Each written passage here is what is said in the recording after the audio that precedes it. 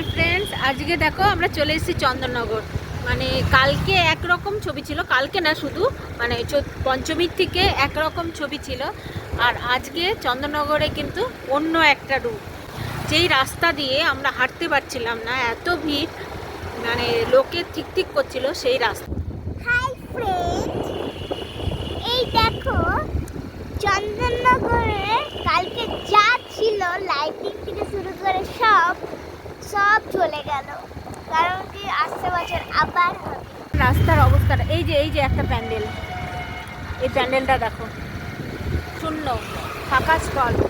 এখানে এই স্টলগুলোই কালকে কত ভিড়।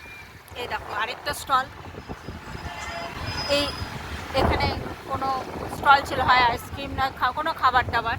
আজকে কিন্তু ফাঁকা, চারপাশে বাস খোলা হচ্ছে। এই দেখো রাস্তাঘাট পুরো কিন্তু জনশূন্য। ভাবতেই কেমন অবাক লাগছে না, যে কালকে যেখানে এই দেখো লরিটা যেখানে প্রসেশন গেছিল মাকে নিয়ে, বা লাইটের লরি, সেই রাস্তাঘাটের এবং চারপাশে অবস্থা দেখো, মানে একটা মনে হচ্ছে মানে কি বলবো, নিস্তব্ধতা চারিদিকে বিরাজ করছে। এই যেই রাস্তা দিয়ে হেঁটে যেতে পারছিলাম না, এত ভিড় এত আজকে দেখো কি অবস্থা। মানে কোনো কনের বিয়ে হয়ে গেলে, মানে কনে যখন বিয়ে হয়ে যখন শ্বশুর বাড়ি চলে যায়, তখন যেরকম মানে বাবা মার ঘরে যেরকম শূন্যতা থাকে, সেই শূন্যতাই কিন্তু বিরাজ করছে আজকে চন্দননগরে।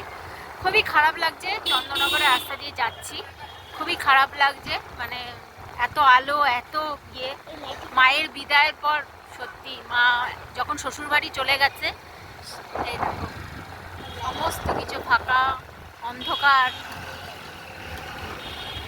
সেটাই তোমাদের সাথে একটু শেয়ার করলাম। মা আসার সময় একরকম ছবি। এই দেখো এই লরিগুলোই কিন্তু লাইটের লরি ছিল, ঠিক আছে? এই দেখো, এই যে লাইটিং দেখো, এই যে লাইটিং, এই দেখো লাইটিংগুলো। আর তো আজকে আসছে, টাটা, গুড নাইট, আবার পরবর্তী ভিডিওতে দেখা হবে। এই দেখো বিদ্যালঙ্কা রাস্তা, বিদ্যালঙ্কা যে লাইটিং ছিল, এত বড় লাইটিং, সেই রাস্তা যাওয়ার আগে এটাও দেখিয়ে দিলাম। এই রাস্তা দিয়ে কালকে আমরা বাড়ি ফিরছিলাম প্রসেশন থেকে, আগের দিন ঠাকুর দেখে। তো এই রাস্তাঘাটের অবস্থা খালি দেখো, শূন্যতা বিরাজ করে।